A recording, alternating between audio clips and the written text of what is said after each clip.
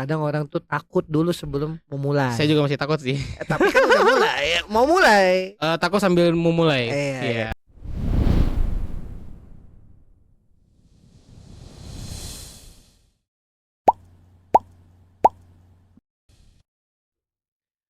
Oke, Mas Yo. Iya. Terima kasih. Iya. Sudah diundang di Jembatan Mimpi Media. Iya, Asik. iya. Gimana kabar hari ini? Alhamdulillah baik. Oke. Gimana Mas ya? Oh, baik. Oh, jadi saya yang Kan diinterogasi saya ya. nanya. Oh, iya. Harus nanya dong. Takutnya masa nggak baik kan Oh, nggak enak iya, saya. iya, iya, iya. Dari mana? Dari rumah. Dari rumah. Rumahnya Nggak di dari sekolah. Oh, dari sekolah. Habis ngajar terus Iya. diundang ke sini. Oke. Alhamdulillah. Deket sih lumayan. Cuman macet. Iya, Ya. deketnya di mana? Di sekolah. Oh, bukan di Kebumen. Bukan, itu kejauhan sampai saya ke Kebumen. Saya bisa besok datangnya. Oh, iya, iya, iya. Oke. Bisa aja. Makasih Mas Yo udah bisa hadir ya. Alhamdulillah, sama-sama. Boleh dong saya mau tahu siapa sih Mas Yo ini? Saya biasa aja sih. Oh, Oke. Oke. Perkenalkan nama saya Predito Ikram. Biasa saya panggil Mas Yo. Untuk kesibukan saat ini saya jadi guru. Guru sekolah di tingkat SMP. Nah, terus kebetulan juga sekarang masih ada usaha lagi dalam bentuk yayasan. Dulu juga pernah sih kita jualan sate-satean di rumah. Waktu SMP. Berarti SMP itu 15, 16, 17 lah ya. Sampai 18 tahun itu masih ada. Seperti itu. Terus selain itu apa lagi? Selain itu ada komunitas juga. Komunitas Indonesia Education Watch yang bergerak dalam bidang penelitian pendidikan dan juga yayasan Lansia itu sih sebenarnya. Tapi secara background Mas Yo ini apa? Ini nyebutin kuliah atau gimana? Boleh, silakan. Lulusan S1 Pendidikan Bahasa Arab, S2-nya Kebijakan Pendidikan. Agak jauh ya? Iya, agak jauh. Iya. Cuman itu ada background story-nya. Boleh diceritain? Oh, boleh. Oh, iya. Jadi kenapa ngambil kebijakan pendidikan sampai ke usaha itu karena dulu di bahasa Arab sendiri memang agak kurang. Dalam artian tetap pengen kuliah, cuman bingung mau masuk prodi apa. Kan dulu SMA kan kita nggak pernah diarahin tuh. Ya mau BK-nya. masuk kemana kan? Yang diarahin sama SBMPTN sama SNPTN dulu namanya. Kalau mandiri itu tidak diarahkan. Jadi saya hanya masuk mandiri tiba-tiba yaudah bahasa Arab aja deh, penting masuk ke negeri. Kalau kata orang tua dulu akhirnya masuk ya dengan nih apa ini ya, backgroundnya apa ya, belajar apa ya. Jadi ngangong-ngangong aja di kuliah. Tapi bisa jadi seseorang sekarang. Belum. Oh, belum. Tapi udah berkeluarga dong. Alhamdulillah sudah. Istri berapa? Satu. Ya ini istri saya satu. Oke, satu istiqomah. Bukan. Kalau istiqomah beda lagi dong. Ada kepanjangan atau istiqomah? Boleh.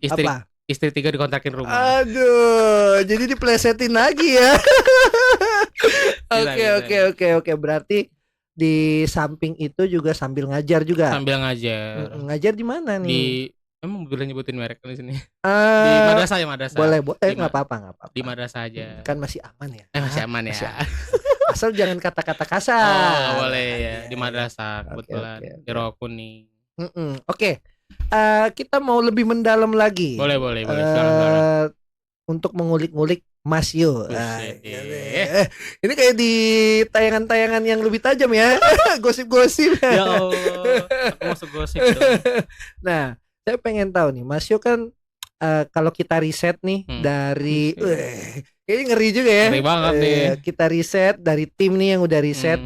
Mas Yo ini dulu pernah jualan sate, ngebantu orang tua. Pernah. Di kontrakan ya dulu ya. Iya. Itu selama 5 tahun 5 sampai 7 tahun. Sampai 7 tahun. Kenapa tiba-tiba jualan sate, ngebantuin orang tua kah atau disuruh sama orang tua? Sini, Mas Yo, jualan yuk gitu. Wah, enggak sampai segitunya. Oh iya, gimana? Cuman dulu menarik banget karena itu soal daging-dagingan kan. Oke. Nah, di situ awalnya jualan sate memang karena butuh.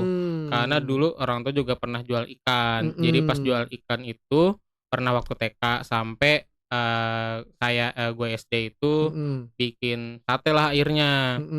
Nah, sate ini bermula sama rekan.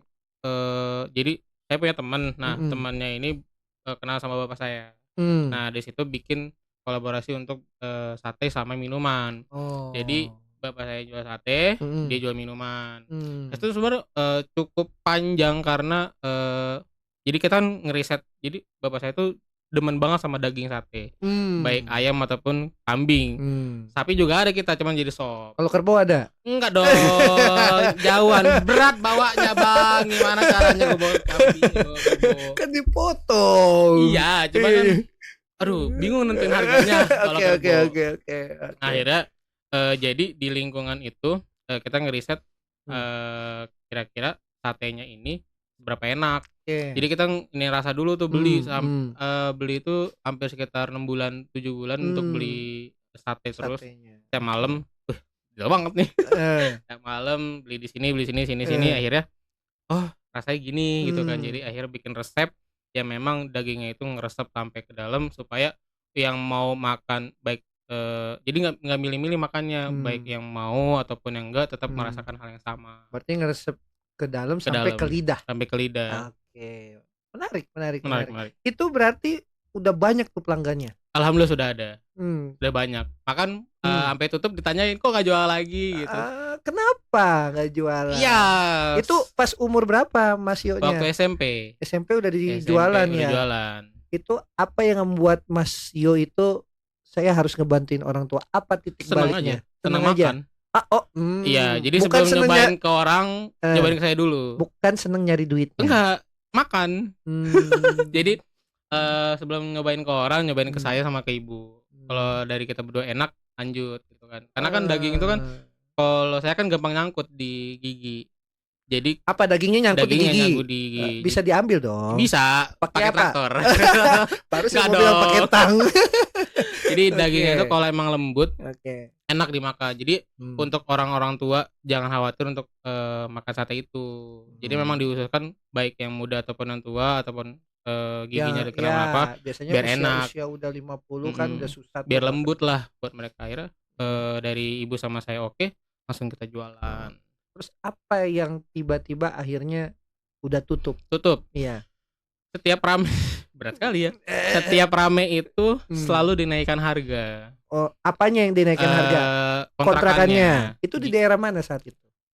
Gimana? Di dekat desa waktu itu. Di daerah mana? Jakarta kah? Bogor. Oh, Bogor. Jadi dekat Jatiasih. Tapi masuk Kabupaten Bogor. Gimana jelasinnya ya? Ya Kabupaten Bogor. Ya.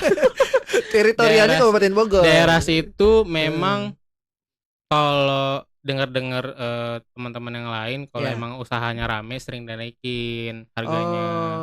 Tapi enggak semua juga. Cuman pada saat itu yang pemilik kontrakan lihat sebulan 2 bulan rame nih. Akhirnya naikinnya dikit gitu kan. Kayak masih awalnya bisa berapa? Nih. Awalnya itu 20 juta per tahun. Terus naikin 21. Terus sampai lagi 25 sampai terakhir 45. Waduh. Per tahun. Wah, itu udah enggak masuk akal nih. 45 per tahun gitu kan. Itu 2000 berapa? Itu tahun berapa? SMP itu 2000 berapa saya? 15 16 lah. Oh, 15 16 tahun ya Mas Yo-nya ya. Iya. Kira-kira apa yang dirasain Mas ketika harga naik terus akhirnya usaha tutup, ditambah pelanggan kan pasti nyariin gitu kan. Gimana? Apa yang dirasain saat itu orang tua? Sedih banget. Sedih dalam artian gak bisa jualan lagi dan memang ngerasa kayaknya emang harus punya rumah sendiri. Cuman waktu itu memang belum sanggup buat beli rumah di sana. Saat itu ya. Tapi dalam harian gimana caranya bisa tetap berjualan, yang penting bisa ada pemasukan gitu. Akhirnya dari sana juga pindah lagi. Pindah tapi agak jauhan, masih di daerah sana. Nah di situ buka lagi. Nah yang dibuka yang kedua ini justru lebih rame daripada sebelumnya. Ada pernah jualan sotomi waktu itu karena apa ya, karena daging juga masih naik. Ya akhirnya berubah ke sotomi bertahan setahun, pindah lagi ke sate lagi. Terus juga pernah buka Jumat Berkah. Jadi setiap hari Jumat tuh kita jualan Jumat Berkah. Jadi 10.000 pakai hak kan, pakai tempat yang hoka bento gitu loh. Nah isinya banyak di situ. Saat ini orang tua masih berbisnis juga atau udah enggak? Udah enggak kalau untuk makanan. Makanan udah enggak ya? Iya, lebih ke diri yayasan sekarang. Nah, Tar dulu. Oke. Yayasan nanti dulu. Oke. Kita bahas yang daging-dagingan dulu. Daging-dagingan dulu. Iya. Berarti kalau kemarin itu memang masalahnya dinaikkan harganya. Nah, ini bisa nggak dibagikan tips sama teman-teman UMKM? Barangkali ada hal yang serupa yang dirasain sama Mas Yo. Nah, kalau dari pandangannya Mas Yo, kan biasanya kalau UMKM itu harga sewa dinaikkan, pelanggan sudah oke, harga udah cocok, udah tutup tuh, nggak buka lagi, nggak ada ide lagi. Menurut Mas Yo sebagai dulu pernah ngebantuin orang tua, ya anggap aja sebagai entrepreneur saat itu lah. Bahasanya agak lumayan kan? Entrepreneur ya. Gimana?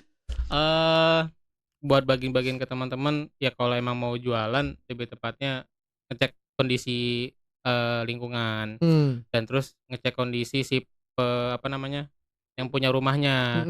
Kira-kira buatlah perjanjian ini kalau rame bakal naikin apa enggak. Soalnya waktu itu kita nggak ada perjanjian. Nggak ada perjanjian. Cuman karena punya tempat kontrakan itu kebetulan juga teman dekat bapak gitu kan.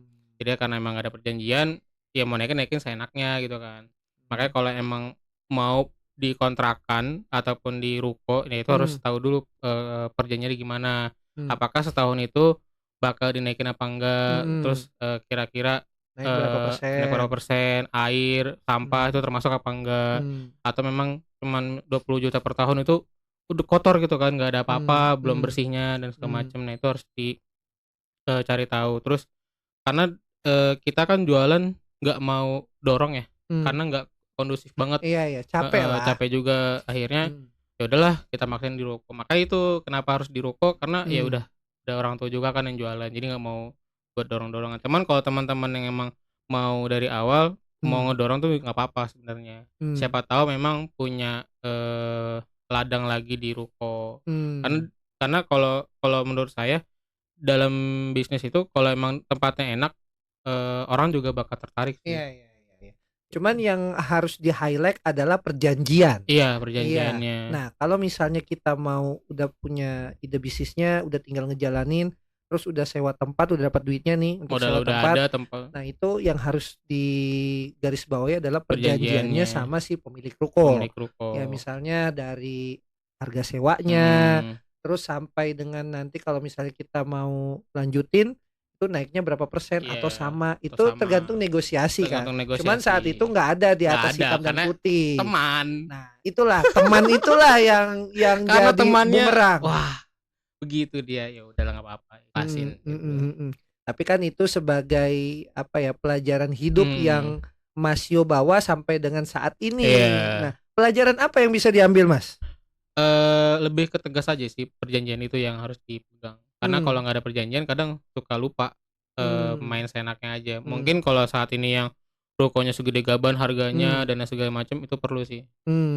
Ya sebenarnya mau kecil pun harus dipertimbangkan juga. Sama mungkin kalau jualan di lapak itu kan biasanya ada harga sewa tuh. Nah, itu juga harus dipertimbangkan tuh kalau lapak, kira-kira keuntungannya berapa dari jualan harian kita. Karena juga ngobrol sama pedagang toprak, nasi goreng kalau di sana tuh. Jadi waktu itu ada pedagang toprak yang kebetulan emang sering saya beli, kan ngobrol sama keluarga, terus kira-kira gimana. Akhirnya sekarang dia punya ruko karena kita ngobrol dulu. Dia dulu jualan dorong. Akhirnya dia bilang, "Iya bang, di lapak sini harga sekian, tapi tiap bulan karena suka dinaikin, suka diturunin, tergantung kondisi lebaran apa kagak." Ya kan, kok bisa gitu? Ya nggak tahu, namanya juga pemilik kan, kita kan juga butuh buat jualan kayak gitu. Menarik ini. Saya highlight yang masalah perjanjian, baik itu ruko atau sewa lapak. Jadi memang itu harus di-clearkan sebelum kita jualan. Karena takutnya nanti sewaktu-waktu tutup atau dinaikkan, ambles kita. Boncos. Ya nggak tahu sih bahasa kita, bahasa abang gimana, tapi bahasa kita perjanjian lah gitu. Ya memang perjanjian. Ya perjanjian sewa lah. Ya, menarik dari kisahnya Mas Yo ya saat itu. Iya. Tapi kalau kita beranjak lagi nih, maksudnya kita mau lebih mendalam lagi, kan Mas Yo kan pendidikannya saat ini kan udah S2 nih. Alhamdulillah. Ya. Udah lulus. Sudah lulus. Ijazahnya asli. Iya, asli kan. Ditahan. Ya. Jurnalnya belum beres. Aduh. Nah, terkait dengan kita tarik Karena kan saat ini juga Masio juga bergelut di bidang pendidikan. Karena memang sekarang udah fokus juga di pendidikan ya. Nah, apa yang ngebuat diri Masio yang akhirnya sampai dengan saat ini tuh yang tadinya di dagang gitu, nemenin orang tua sampai sekarang ke pendidikan. Apa yang mendasari Masio bisa ke arah sana? Mendasari ke sana, dari dagang ke pendidikan. Iya. Sebenarnya karena kecemplung. Iya, kecemplung. Kalau lihat dari background bahasa Arab ke kebijakan pendidikan itu sangat jauh sekali. Sangat jauh sekali. Gitu apalagi nih ngomong ada politiknya juga lagi ya. Ada ke sana. Iya. Nah, di bahasa Arab itu karena memang dulu sebenarnya lulusan dari MAN juga sih, cuman waktu itu bahasa Arabnya pas-pasan lah. Cuman tahu anak ente doang gitu kan. Iya. Sekarang anak ente. Anak ente juga sama antum. Nah, dari background bahasa Arab itu kita terjun dalam badan eksekutif mahasiswa. Nah, di situ memang ketemu sama kakak tingkat yang memang backgroundnya kebetulan pendidikan. Di situ kita ngobrol, kebetulan dia lulusan PKN. Nah, dari ketemu beliau ini yang memang mendasari kenapa tertarik dalam pendidikan. Nah, kebetulan juga di kuliah itu kebetulan di lulusan UNY, Universitas Negeri Yogyakarta. Nah, kebetulan di sana ngambil kebijakan pendidikan. Sebelumnya juga pernah ketemu sama dosen sana. Jadi ngobrol terkait pendidikan soal PPDB. Jadi sebelum apa tuh PPDB? Penerimaan peserta didik baru. Peserta didik baru. Nah, jadi sebelum masuk sana udah kenal salah satu dosen sana. Kebetulan dosen itu memang bergelut dalam bidang politik. Politik kebijakan pendidikan. Dan akhirnya sampai dengan urusan tesis pun sama beliau. Tentang politik kebijakan pendidikan. Kenapa dari Masio itu tertarik ke situ? Karena memang bahasanya lebih menantang atau gimana? Bukan. Lebih menarik aja. Menarik. Jadi segala sesuatu di pendidikan tuh berkaitan dengan politik. Baik itu kepala sekolah ataupun tentang kementerian, semua ada politik di dalamnya. Kalau nyusun kurikulum pun juga ada politiknya. Kenapa? Keputusan-keputusan itu terjadi di atas, tapi realita di bawahnya kadang suka tidak sesuai. Bahasa di atas mah bagus, bahasa di tulis mah bagus, cuman kalau di bawah iya pas diimplementasi ke bawah, wah nggak sesuai. Kayak misalkan salah satu contoh PPDB, kalau di Permendikbudnya bagus banget, sesuai zonasi berapa, aktivasi berapa, tapi di bawah itu kadang tidak sesuai. Yang dibilang katanya zonasi sudah mau dihapus, tapi masih ada. Tidak. Cuman nomenklatur aja diubah. Wah tuh itu membuat dasar kayak seru nih gitu kan. Akhirnya cobalah ke sana. Makanya tesisnya pun sekarang kaitannya dengan kebijakan. Jadi sebelum ke PPDB itu saya di BEM UNJ itu pernah ketemu sama Dirjen. Di BEM sebagai apa dulu? Staf kajian pendidikan. Kajian pendidikan. Memang di pendidikan. Memang di pendidikan. Kalau saya dulu luar negeri. Wah. Demo. Di sana itu di BEM UNJ memang ke pendidikan memang pernah ngundang ke kementerian. Di sana kayak ngobrol sama mereka, iya mas gini, ya pokoknya bahasa kementerian lah, di mana mereka membahasakan sangat bagus sekali. Terus tentang PPDB ke dinas pendidikan, memang dulu pas PPDB itu bilang nggak ada yang favorit, ternyata implementasi di masyarakat masih ada untuk favorit-favoritan. Kan untuk menghapus gimana caranya favorit itu kan susah. Jadi itu perlu dikaji ulang kembali. Makanya itu ya. Tapi berarti sekarang ngajar di ngajar di mana? Di madrasah. Madrasah sama madrasah aja. Kok nggak disebutin ya itu? Saya takut nih. Nggak apa-apa. Di madrasah. Madrasah. Iya. Gimana ngadepin siswa-siswa yang masih unyu-unyu lah gitu ya? Tidak unyu. Tidak unyu sekarang. Tidak unyu ya. Karena tergantung lingkungannya. Tergantung lingkungan. Berarti di mana nih? Di madrasah tingkat menengah MTS. Berarti SMA ya? MTS SMP. SMP ya. Berarti kelas 10, 11, 12. 7, 8, 9. 7, 8, 9. Gimana membangun karakter siswa-siswa kita? Wah, susah. Hah? Susah, capek. Capek? Capek banget. Tapi apa? Kira-kira kan biasanya dari capek itu kan ada hikmah yang diambil. Apa hikmahnya? Sebenarnya bukan hikmah sih, lebih Apa? ke tujuan. Oke, tujuannya apa? Tujuannya adalah kalau misalkan murid-murid itu kan tergantung lingkungan ya. Saya, guru-guru lain harus berkolaborasi dengan orang tua. Karena yang punya anak kan orang tuanya, bukan saya. Iya, betul Iya. sih. Iya. Gitu. Jadi Kan Mas juga jadi orang tua saat ini. iya, justru karena saya belum jadi orang tua, Iya.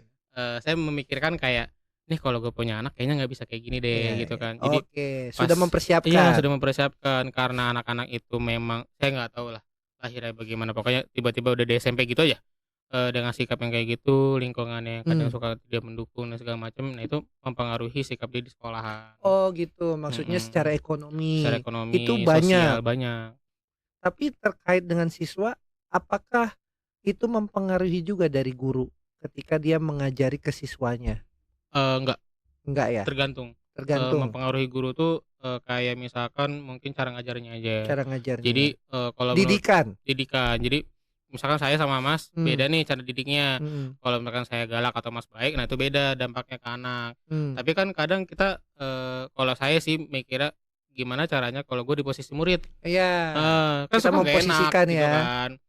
Jadinya, saya menyesuaikan kalau emang mereka pelajarannya berat, saya nggak terlalu berat. Itu udah berapa tahun Mas di sana? Hampir mau 3 tahun. Oh lumayan ya, hampir 3 tahun. Oke. Dari kisah Mas tadi sebagai guru, nah tadi kan ada pembahasan lagi bangun yayasan. Ya. Baru banget. Baru kita bahas. Nah, kenapa ada kepikiran mau bangun yayasan? Yayasan apa sih Mas Yo? Yayasan itu dibangun karena iseng sih. Yayasan itu Yayasan Lansia Bahagia Mardotila. Namanya Islamiyah ya. Islamiyah sekali. Iya. Kebetulan emang ngelihat orang tua di daerahku terutama itu sangat sendirian sekali. Jadi kalau misalkan kalau buka puasa ataupun atau ada apa selalu sendiri, makan pun sendiri dengan keadaan ekonomi yang sangat ya jauh sekali di bawah rata-rata. Jadi saya sama orang tua setelah dagang sate dan segala macam tuh memutuskan untuk kayaknya kita bantu deh. Niatnya membantu doang gitu kan. Cuman untuk tujuan kedepannya memang ada dibikin makan gratis buat lansia di pagi, siang, sore. Mereka bebas untuk makan di sana. Terus ada lagi tentang lansia sehat, di mana nanti kalau misalkan emang sebulan sekali atau seminggu sekali ataupun berapa bulan sekali itu ada cek kesehatan buat mereka. Oh gitu. Jadi mereka nggak perlu capek-capek ke puskes. Jadi kita datengin bidan ataupun dokter ke sana. Terus juga ada lansia olahraga. Jadi setiap minggu ataupun berapa minggu sekali ada olahraganya. Jadi memang belum sebesar itu karena baru pertama kali bikin banget. Jadi masih ditargetkan untuk yang lansia makan, lansia kenyang namanya. Jadi diusahakan sekali lansia-lansia di daerah saya itu sudah bisa makan. Itu di daerah Bogor. Daerah Bogor. Oke. Kenapa ada tercetus oke saya harus bikin lansia, atau karena memang lingkungannya yang ada kepikiran secara sosial, kayaknya perlu nih harus ada kita bantu lansia-lansia. Emang banyak lansia di sana? Cukup banyak. Dari data yang udah Mas survei itu ada berapa? Sekitar 15 sampai 20 kakak. Berarti ya ada 20 orang ya. Tapi dari Mas sama orang tua ada ide ke lansia itu, apa Mas sudah punya pengalaman? Maksudnya? Kalau saya belum. Belum. Orang tua sudah ada. Sudah berani untuk bikin yayasan karena dulu ngajar pun di yayasan juga. Pertama kali bikin waktu saya SMP. Jadi pas dagang itu kebetulan orang tua juga di yayasan yang sama dengan temannya. Jadi dari bangun awal yayasan tuh udah tahu gimana caranya. Nah sekarang bikin lansia yayasan ini karena juga tidak mau beririsan sama teman-temannya yang bikin yayasan juga. Ada bikin juga yayasan. Di sana juga ada yayasan pendidikan. Apa? Pendidikan terkait SMP, pesantren. Pesantren. Makanya dibikin irisannya beda. Tapi memang tujuan akhirnya juga ada sekolah nantinya. Sekolah untuk yayasan orang tua. Jadi anak-anaknya atau cucu-cucunya bisa sekolah di sana. Iya. Tapi gitu. Itu next step. Nah sekarang berfokus pada lansia kenyang dulu. Ini berarti ada kaitannya dengan seni mendengar. Ya. Iya kan? Seni mendengar dalam membangun bisnis. Bisnis. Salah satunya di Sociopreneur itu ya, di Yayasan Lansia. Tapi menarik sih. Karena kan kalau kita lihat kan khususnya untuk lansia ya. Itu sangat Iya. Apa ya? Itu kita gimana cara untuk kurikulumnya, memikirkan untuk kurikulumnya ya. Kurikulumnya aja kan mereka kalau lansia itu kalau udah diajarin mending kalau mau dengar. Ngoceh iya. Gimana cara mengatasi atau sudah ada sudah ada penanganan khusus, misalnya nanti ada guru-guru khusus yang menangani lansia-lansia itu dalam kurikulumnya. Kan pasti kurikulumnya beda nih sama siswa-siswa. Nah pasti itu kan ada. Cuman kalau untuk saat ini yang difokuskan memang bagaimana kebutuhan mendasar dia dan dia butuh apa. Nah saat ini yang sudah disurvei mereka tuh butuh makan sehari-hari dan itu kurang. Jadi yang mau dipenuhkan di sana. Nah kalau untuk sekolah itu di next stepnya, jadi memang ketika setahun 2 tahun bisa berkembang lebih baik, kita baru mendirikan sekolah untuk cucu-cucunya atau anak-anaknya. Nah harapannya sih dari yayasan ini juga direkrut anak-anak muda. Kenapa? Karena ya mungkin dari ide ataupun tenaga itu masih bisa oke. Dan kita juga ngebayarnya juga secara manusiawi gitu kan. Berarti lansia ini gratis? Apanya? Nanti gratis. Jadi tanpa ada bayaran. Nah, kalau kita melihat ini kan buat orang tuanya kan? Iya, buat orang tuanya, kan? Iya kan. Iya, tapi kalau anak-anaknya nanti bayar. Nah, berarti bisnis. Oh, bisnis. Tadi kan ngomongnya nggak bisnis. Oh, gitu. Itu untuk kayak beberapa ada yang bayar, ada yang enggak. Tergantung dia kaya apa enggak. Masih ngelihat ke arah sana, kaya atau enggak. Nah, kalau kita ngomongin kaya atau enggak, berarti kan di lingkungannya Mas Yo ini kan kebanyakan ekonomi rendah, menengah ke bawah. Kalau secara regulasi atau pemangku kebijakan kan terkait dengan pendidikan ya, itu kan untuk di wilayah ke bawah kan biasanya suka ada. Nah itu gimana kebijakannya? Apalagi untuk lansia biasanya ada juga khususnya untuk yayasan ya. Nah, sebenarnya belum sampai sana banget. Belum sampai sana ya. Jadi belum dikaji. Kalau emang gambaran buat sekolahnya pun itu ada. Jadi kalau misalkan sekolahnya sudah didirikan, harapannya itu bagi memang anak-anak menengah ke bawah ya bisa gratis sana. Oh gitu. Nah, tapi kalau emang dilihat kan ada nih orang tua kalau misalkan kita ketemu sama orang tua kayaknya pekerjaannya lumayan gitu kan. Kita bisa minta donasi, kira-kira enaknya sih boleh nggak minta bantuan atau minta donasi untuk orang tua di sini gitu. Ini apa ada kaitannya dengan saat itu yang masalah jualan sate? Enggak kan? Masalah kontrakannya tiba-tiba dinaikkan. Oke, saya kepikiran ini kita gratiskan aja nih untuk lansia gitu. Ada aja sih. Oh, ada ya. Jadi kayak karena waktu itu juga berat buat punya kontrakan sendiri, akhirnya kayak sebenarnya juga dalam program kita tuh juga ada rumah hunian buat lansia. Oh, ada. Itu udah lagi digagas? Enggak, udah ada gagasannya. Udah ada gagasannya. Harapannya kalau emang punya tempatnya dan harganya cocok, kita bisa dibangun. Nah itu nanti konsepnya mau gimana? Kayak pesantren. Oh kayak pesantren. Ada rumah, ada masjid. Berarti butuh donatur. Butuh donatur dong. Mau donatur? Boleh. Kita ada medianya. Nanti kita bisa obrolin lah boleh, bisa kita kolaborasi. Kita udah ada media nih. Jadi menarik tadi pembahasan perjalanan dari Mas sampai dengan ke pendidikan. Karena pendidikan saat ini nih menarik juga kalau kita kulik. Sangat menarik. Dan kalau kita bahas habis ini panjang, nggak pulang dong kita. Ya. Di next step berikutnya aja. Iya, nanti mungkin teman-teman ya kan untuk sobat-sobat Jembatan Mimpi Media, kalau misalnya ada pembahasan yang menarik, apalagi terkait dengan kebijakan pendidikan atau mau bahas terkait dengan bisnis pendidikan, regulasi, mungkin bisa ditulis atau bisa saya undang lagi Mas Yo. Boleh. Mungkin sebelum kita mau tutup nih ya, karena mungkin ini digelar berarti tutup. Iya Bu, mau pulang. Karena waktu juga. Ya, kadang dari belakang itu biasa suka. Iya ini udah diteror nih. Timing. Iya. Kalau udah bos ngeditnya berat biasanya. Nah, Saya mau dong. Tadi kisahnya menarik dan banyak highlight yang digarisbawahi dan itu bisa jadi bagian short videonya Mas Yu.